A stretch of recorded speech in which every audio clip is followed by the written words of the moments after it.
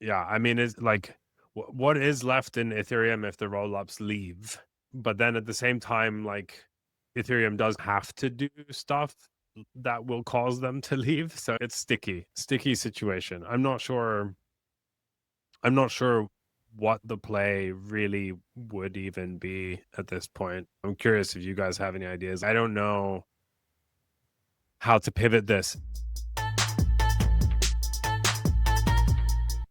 And we're live again. Welcome back, all 3 Surprisingly, million of you listeners. Nice to have you here. Today, I guess me and Ricardo are coming to you from our homes, but Mika is in an undisclosed location in Europe. Not sure what he's doing there.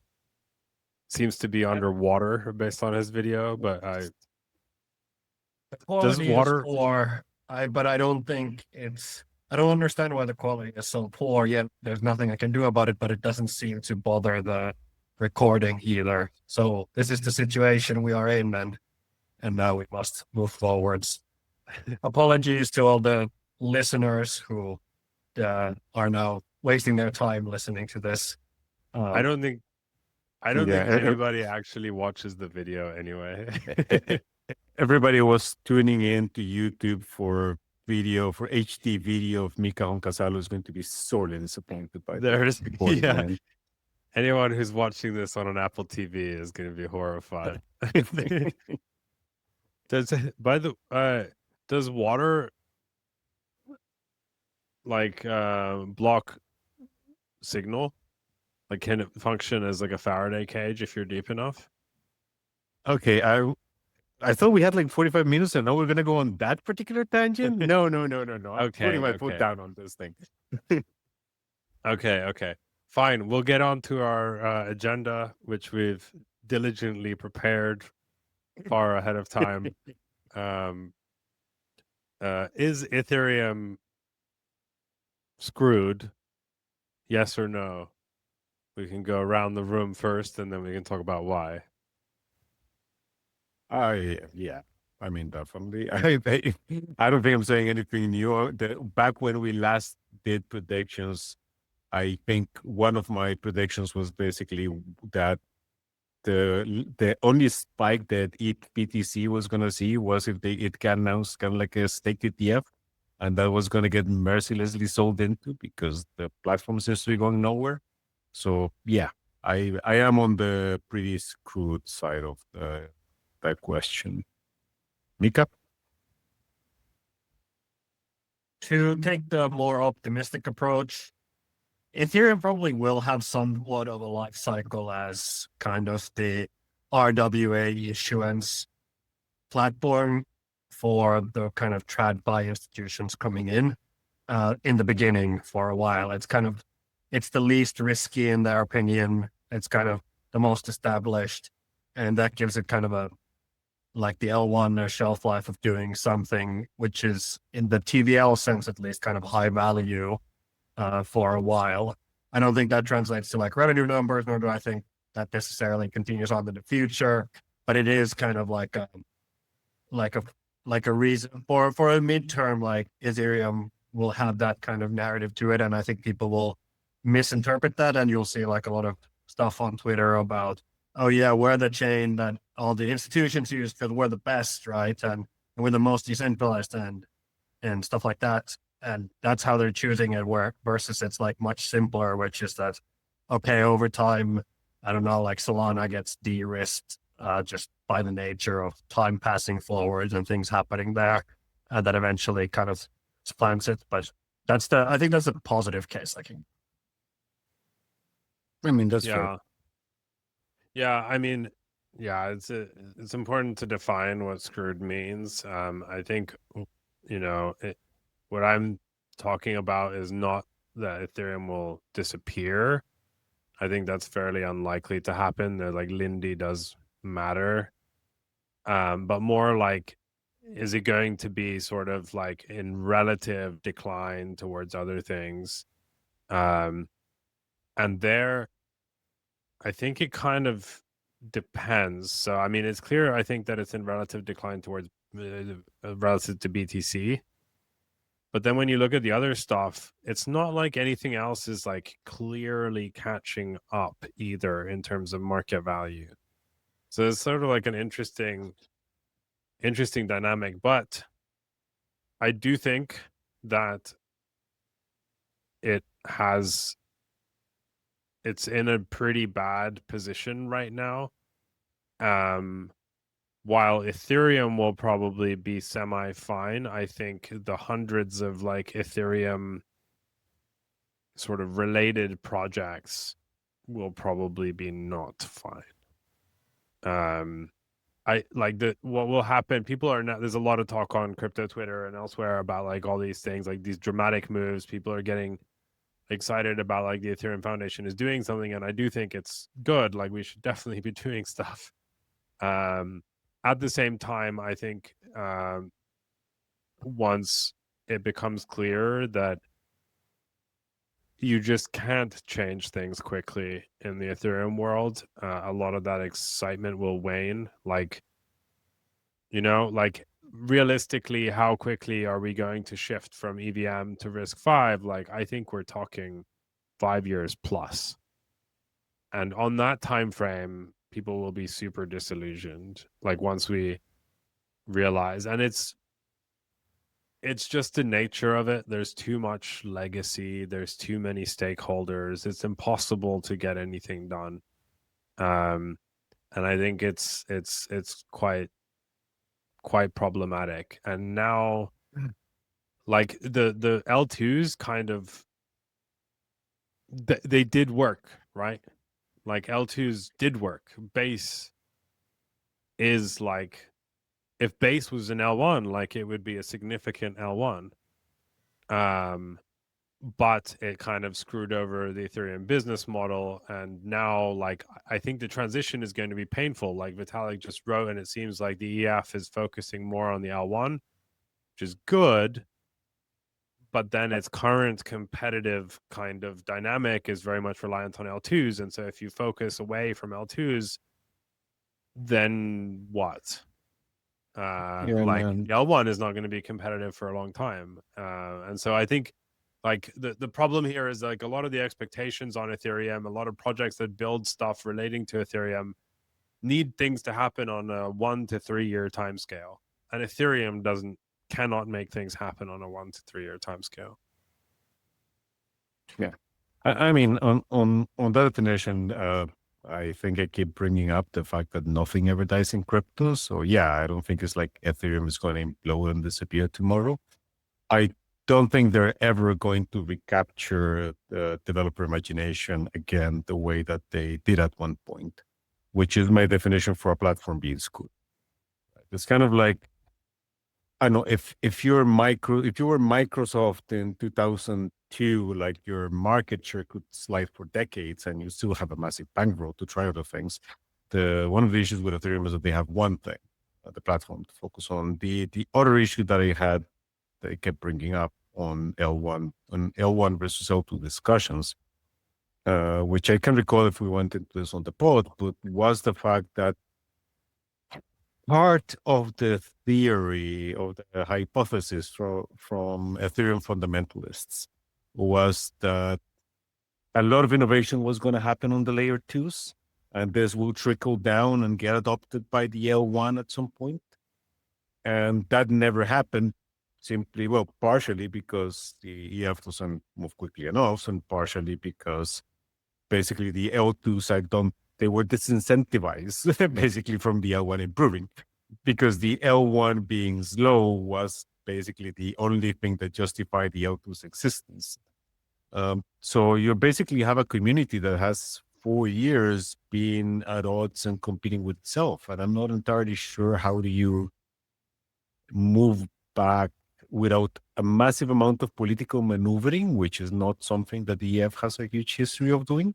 I'm not sure how do you move the community back into a big tent, let's improve this thing for everybody, because, that is the morally or technically right thing to do. I don't know, I just don't see this happening at all. So.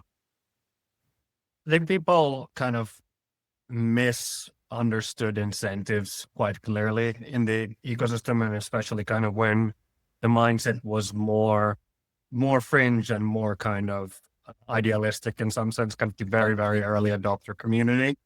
But the mistakes around the kind of business incentives, which is that Arbitrum holders have no alignment with these. You just want to make like Arbitrum go max value, and like there's essentially no synergy. You're competitive, or you're not competitive. You kind of outlined products differently, but maybe an interesting thing to bring up is like there's recently this project that got launched or announced. I think it's like Ethereum R1 or something, which is just like Ethereum rollups, but there's no extra token, and you can take this logic quite far, but I think they're just doing like the simpler version, which is that it's like a generic rollup, but there's no token, and like assuming so the sequencer revenue gets passed down to ETH holders and either directly or in some like colored form or something. But that is direct. If you start championing that, that's directly competitive with the customers you promise to take care of. And you're again, like kind of misunderstanding the incentives or being naive about them, which is that the like base Coinbase, they have no incentive for that roll up to succeed. They're in direct competition with that roll up. If you start producing and championing those types of roll ups, like you get pivoted away from, and everyone's incentive is to drive traffic away from you. And that's a harsh message, but it's one that the Ethereum community should have already understood long ago, that the business incentives are harsh, and it gets worse for you, like if you're at all naive about those things. And I think that's kind of what has happened, and it's very easy. Like it's been very easy to see this play out for years already, and it's not like it surprises. Like if it just surprises you, the BTC price action, like you're not on top of things, in my opinion, on just like understanding where things are going. Yeah, and I mean, it's pretty dramatic, just to like extrapolate a little bit on that. Like for like how much money and time has gone into building all the roll-up stacks and trying to build out those ecosystems, etc. And now if you're basically like pivoting away from that, like those people are not going to be happy, and they're going to do something else. And they've captured, like some of them at least, like Base and like Unichain is growing pretty quickly, as I think we predicted, etc. Those people are going to take their customers elsewhere, essentially. Like arguably they're already not benefiting Ethereum in any way, but like I don't know if it's going to be better that they go elsewhere. And so like what's left, in a sense? Like everything has been built to accommodate the Ethereum architecture. Like most of all this stuff is fucking useless if it's not Ethereum anymore. Like if all these guys end up pivoting to becoming L1s, for example, which would like quite possible. I don't know why you would necessarily like attach yourself to a new L1 at this point, besides maybe Bitcoin. Yeah, I mean, it's like what is left in Ethereum if the rollups leave? But then at the same time, like you can't, like Ethereum does kind of have to do stuff that will cause them to leave. So it's sticky. Sticky situation. I'm not sure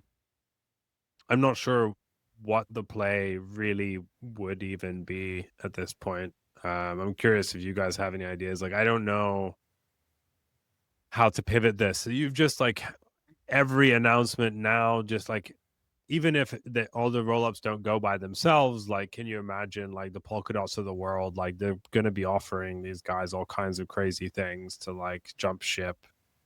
Cosmos ecosystem should be super on this, in my view. Like Cosmos, even Avalanche is going to be circling like a shark around this.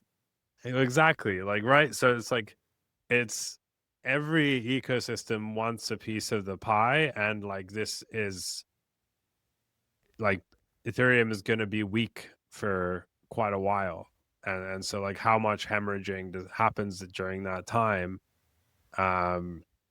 And then also like what's at the end of the tunnel. So this is like kind of like we'll talk a little bit about market price, but like in terms of sort of like the structural stuff, like is it even possible for Ethereum to become kind of like competitive with Solana? Like in terms of those traits? Probably not. So then Ethereum kind of needs to, like, in terms of the L1, needs to kind of find like a new product market fit.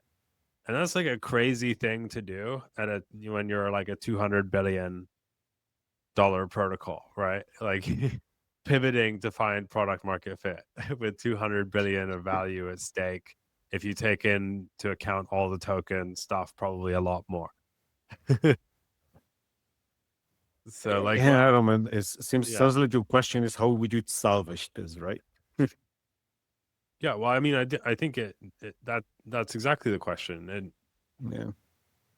Look, like that's what they need the to main try to issue, do. the main issue that I have with that is that, Ethereum.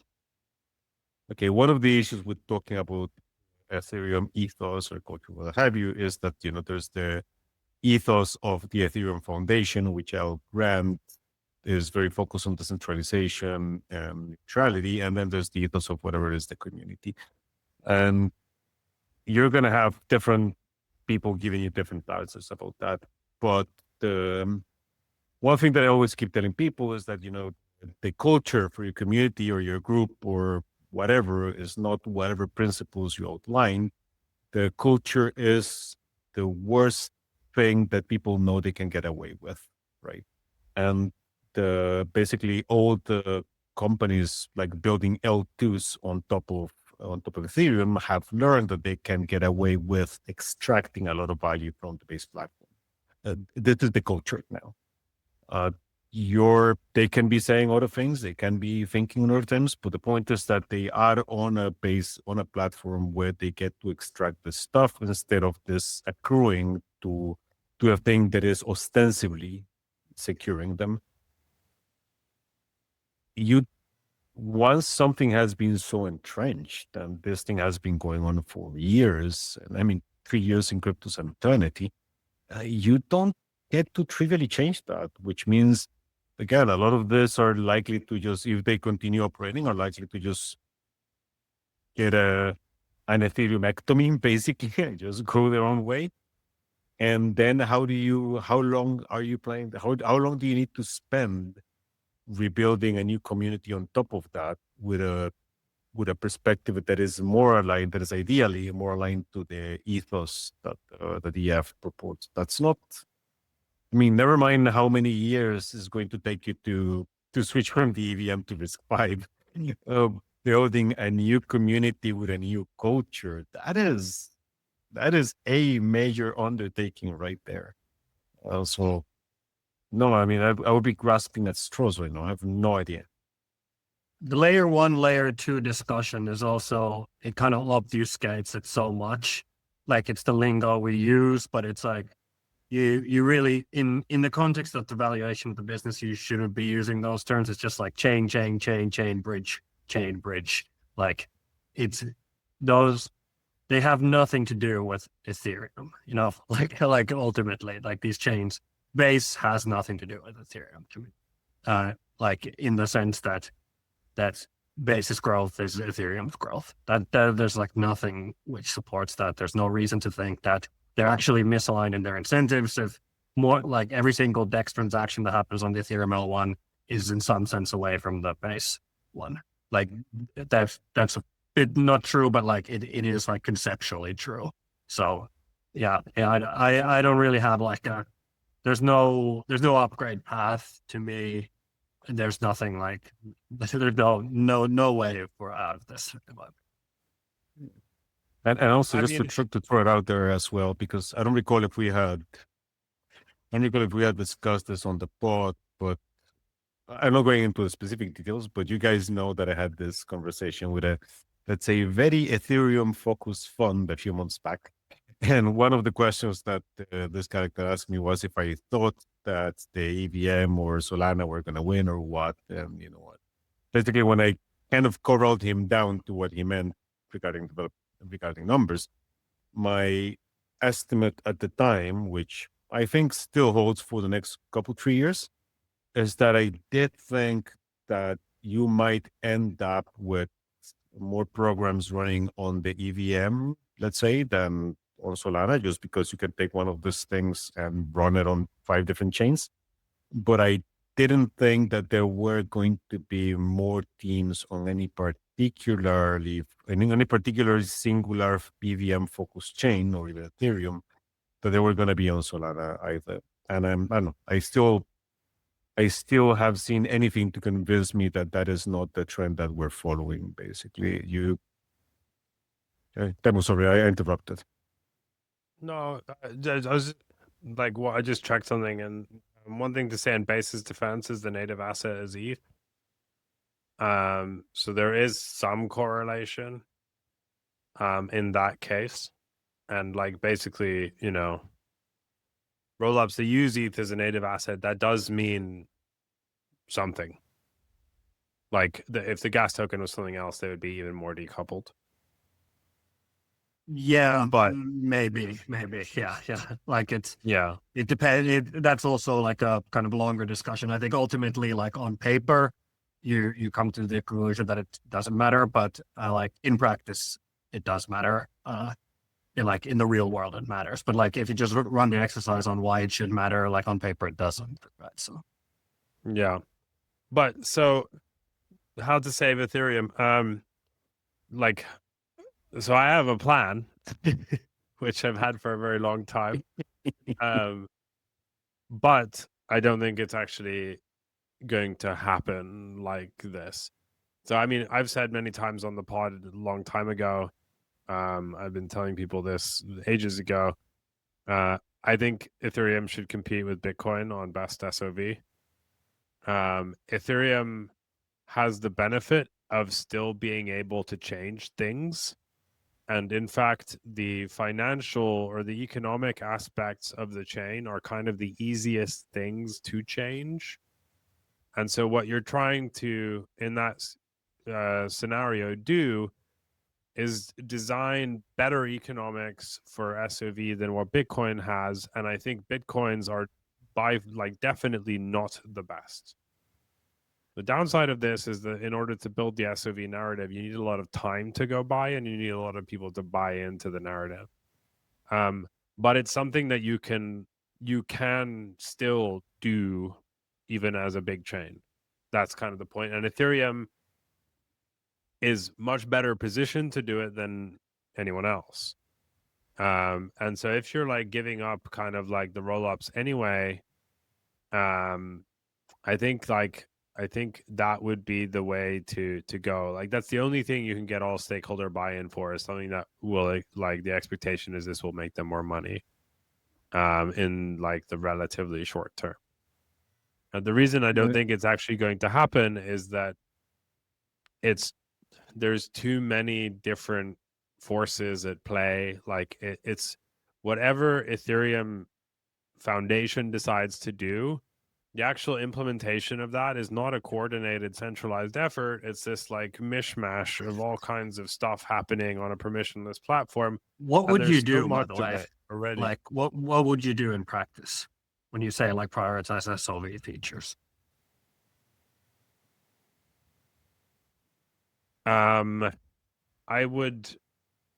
So I think the Ethereum, like they kind of had the right idea with all the gas burn stuff. I think the problem with that structure is that it kind of relies on usage a lot, which fluctuates and so on.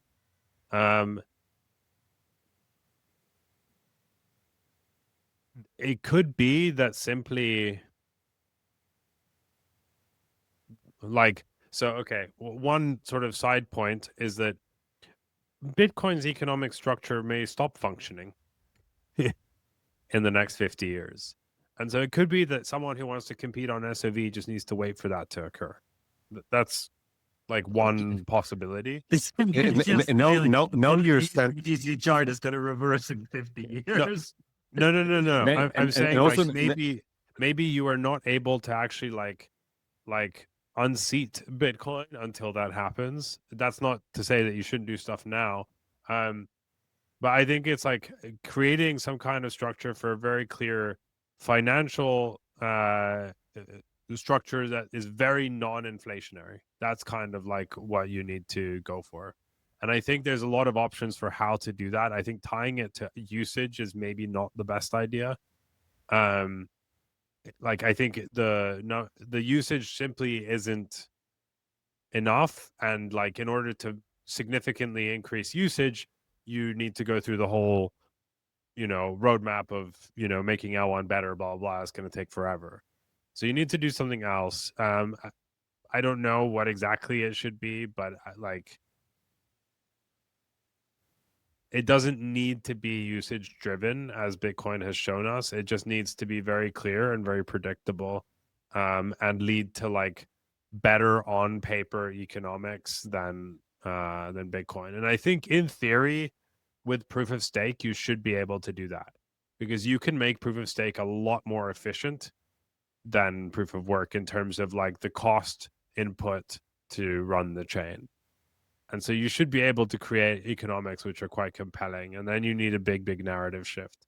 But I don't think, as I said, like it's actually really possible to do that, because you just can't coordinate.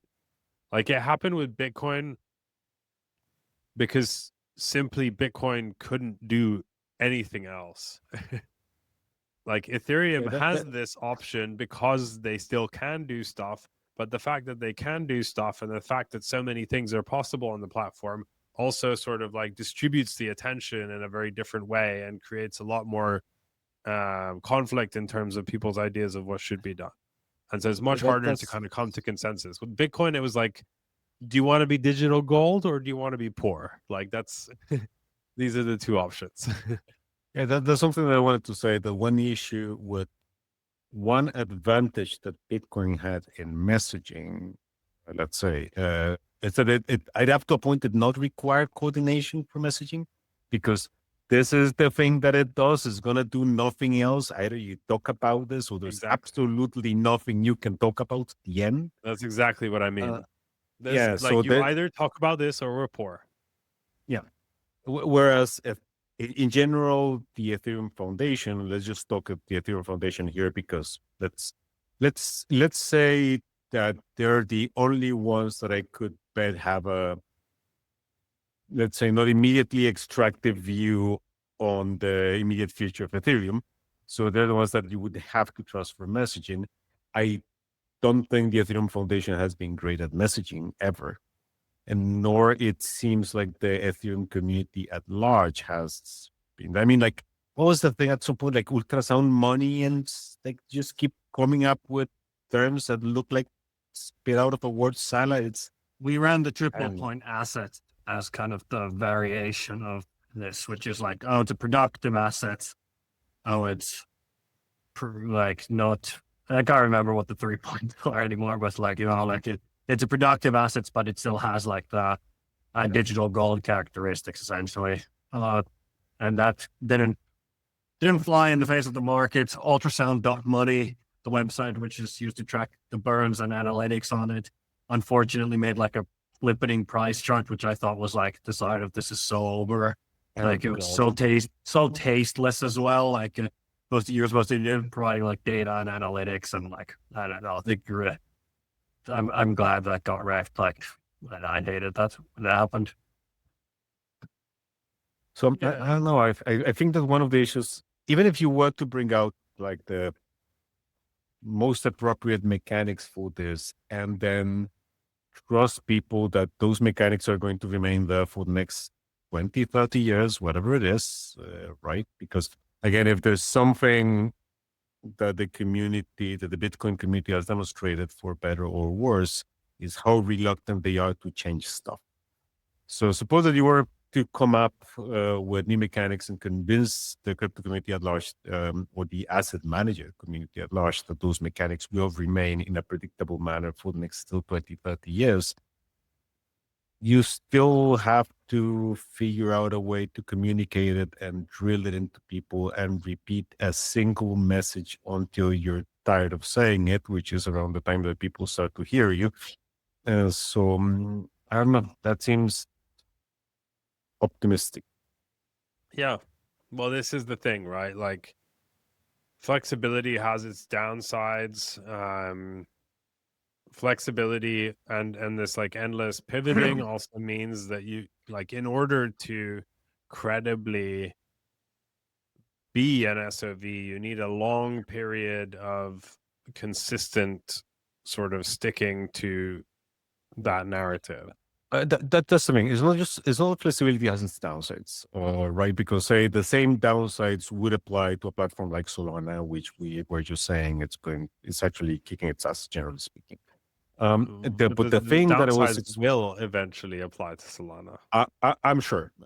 But if there is one thing, and I was talking about an opinionated approach to things to someone like a week ago, and if there is one thing that Solana has that Ethereum and other platforms and other unopinionated platforms have lacked, is that it has a clear North Star, right? Yeah, we're a generally compute platform and we're a flexible platform, but our North Star is reducing latency and making the decentralized NASDAQ possible, right? Sure, you can build your meme coins, you can build your games, whatever you want, but this is our North Star.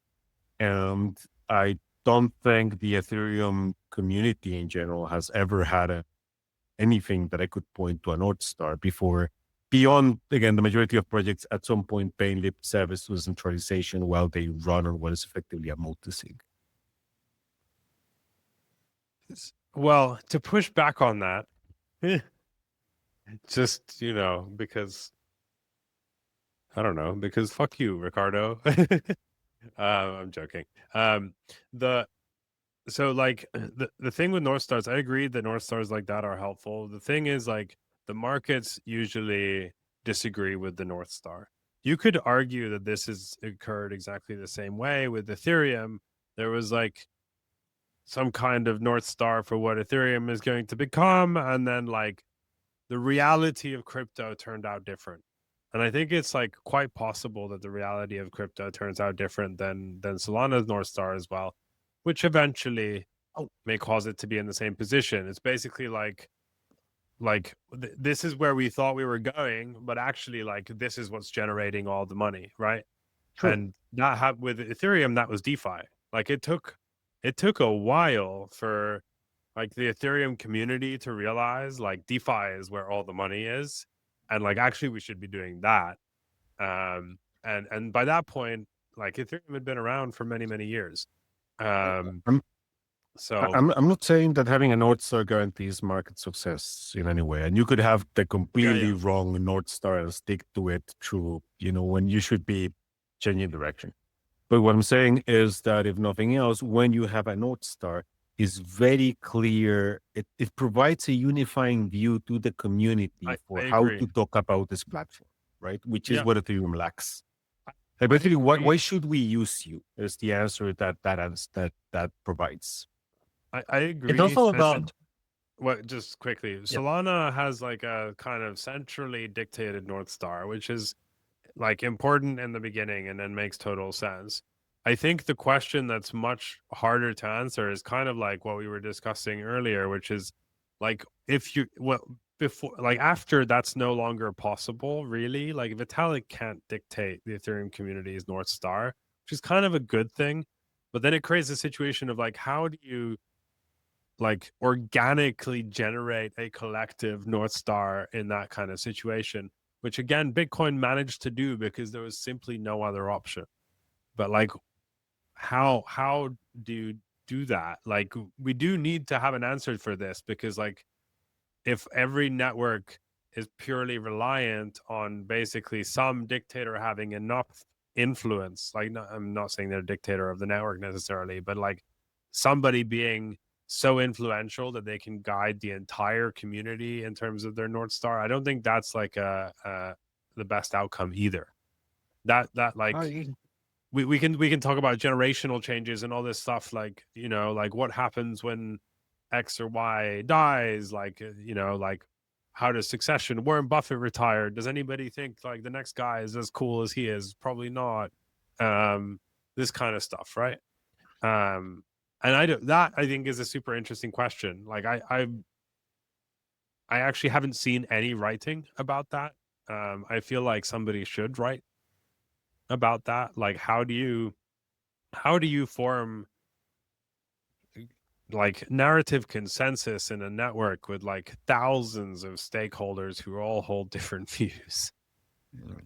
This reminds me of the Jeff Bezos kind of quote on, like, I don't know if it was like selecting a North Star for Amazon or whatever, but it just generally had to do with the fact that, okay, like, what is the North Star? It's cheaper, faster. Like, what will our clients want in the future? They will probably want stuff faster and cheaper than before. So that's like a scalable like message. And I think it's the kind of message that kind of scales, I think, across these different user groups and incentives, like you said, because Solana has like a very straightforward one. It's essentially the Amazon one. It's like cheap, fast. Like it's the only thing that it's optimizing for. And that's a very like scalable message. Versus if you have a message that any like a Bitcoin's message is actually more difficult and it's kind of more impressive in some sense because you have to make a like somewhat correct prediction about monetary theory to have that like kind of behind you. But like it's still like clearly the message is working, so it needs to be like a simple enough message, and I don't know like even conceptually what kind of message you can send, except like the BTC is kind of going to the extreme edge on like hard moneyness, and then Solana going to the extreme edge on just speed and cost, and so. Well, it's also possible that Bitcoin is a fluke, right? Yeah. And like actually it's like not viable to replicate. Like the mythology Yeah, is I think so this is a unlikely reasonable to come take. together. And that makes it like I'm more like think honestly that like Monad's token becomes a store of value than ETH, like because like that path of the narrative messaging being the core of like being a store of value to me is very difficult to do. But if you just enter a world where, let's say, global finance runs on Monad, like I'm more likely to believe that through that utility area, they found a new way to go into store of value. And that like maybe Monad is like, I'm using a very, very like weird example there, but like, I honestly believe that's more likely than ETH in some sense. I was going to say that's a peculiar one to pick. Can you want to elaborate? Yeah. No, I just meant like the utility path. So maybe I should have used Sol because it's like the number one winner that there. But I'm just saying to make the message harsher. I just meant that like someone who does something like from that angle and approaches it via utility is more likely to find the store value narrative in that over time than I think like changing the properties for ETH and the messaging around ETH a little bit. Does Wait. So if you think that SOV comes like over time will come more and more from utility, wouldn't that then mean that Bitcoin loses that status? No, I'm not saying it comes from utility. I'm saying that that if someone was to have the miraculous, like find a new path, like Bitcoin has found a path, and how do you find new path? I don't think the path is following and trying to improve the properties that Bitcoin has. I think the path is something very different, and that's why the kind of Okay, yeah, I see. I think the question though is like, is being optimal SOV at odds with utility? Which I think I'm not saying it necessarily is, but I think there's certainly an argument to be made that it is. I think that's reasonable and completely possible. I'm just saying that the odds of that path to me are just higher than like a narrative pivot because BTC's mythology is so beautiful and perfect that any but gains like you're about to make are so incremental to that. But every like kind of SOV example, like Bitcoin, obviously, but there's some other ones which you could put into that category. Like, I would actually argue that Dogecoin has some SOV-like properties.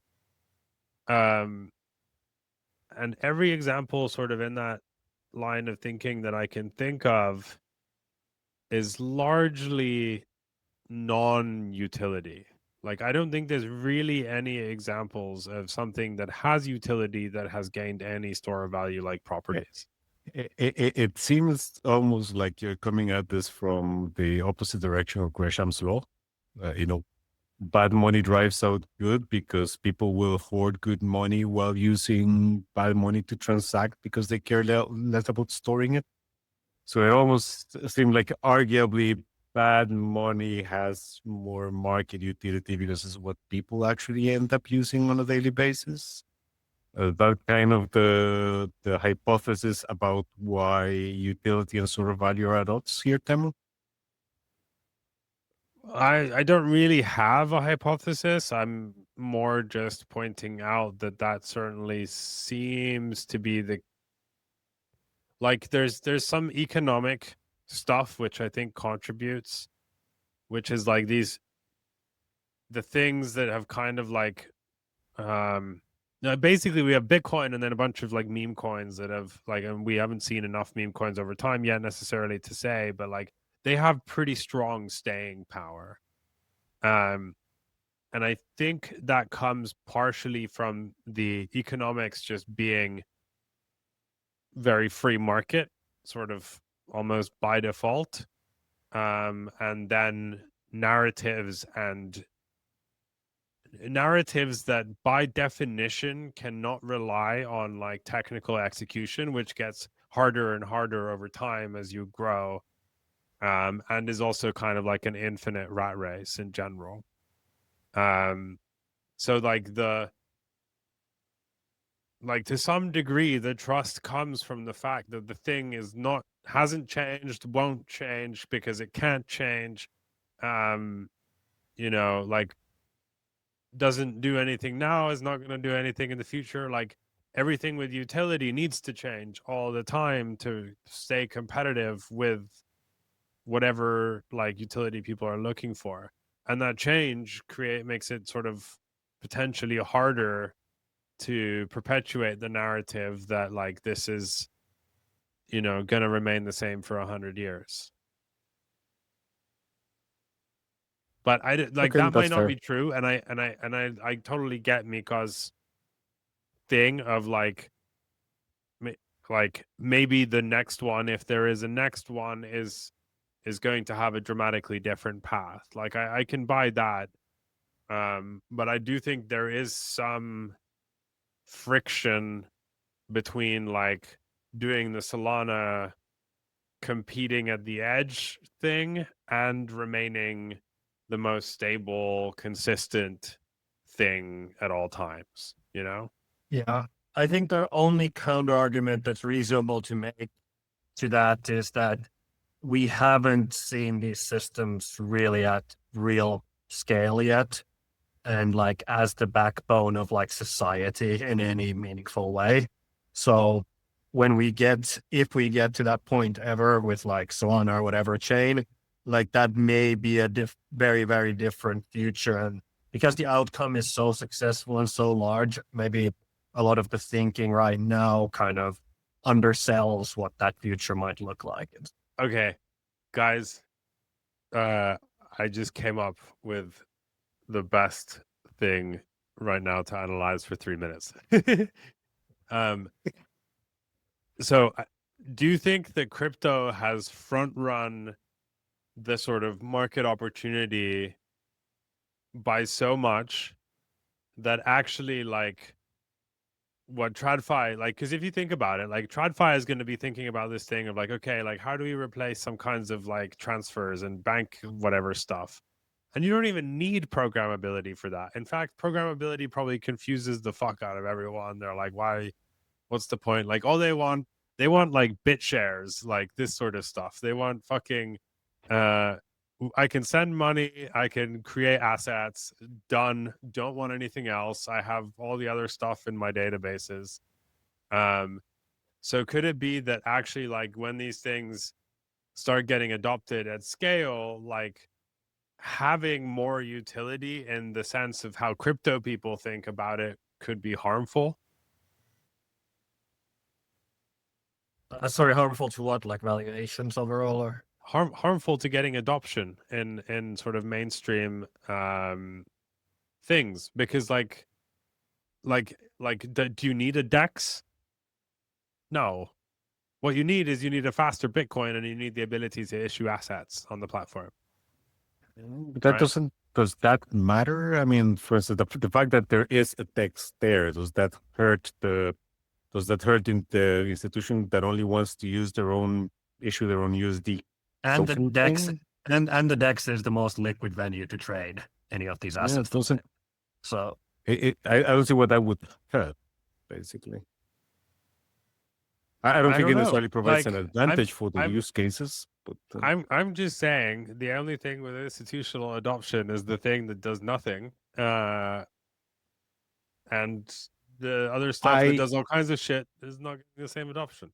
Okay, I would also say that one of the reasons why the thing with institutional adoption right now is the thing that does nothing is because we had like 8 years of US administrations telling everybody like the thing that does nothing is the only thing that we may not beat with a stick because we think it's a security. Everything else is up in the air.